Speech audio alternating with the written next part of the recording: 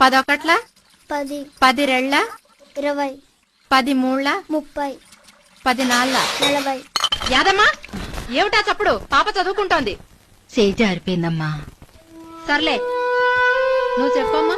10 ఐదుల 50 10 ఆరుల 60 10 ఏళ్ళ 70 10 ఎనిమిదిల 80 10 తొమ్మిదిల 90 10 పదుల. చిచి ఎన్నిసార్లు చెప్పాలి? పాప చదువుకుంటోంది, బుద్ధి లేదు. నాలాగా కాకుండా నా కూతురు బాగా బతకాలని నాకు ఉంది. కానీ ఏం చేసేది, నా చేతుల్లో ఏముంది? అంతా మా తలరాత. చూడమ్మా, అలా తలరాతను తిట్టుకుంటూ కూర్చుంటే కుదరదు.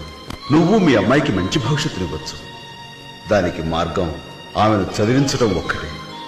బడికి పంపించమ్మా, పని కాదు.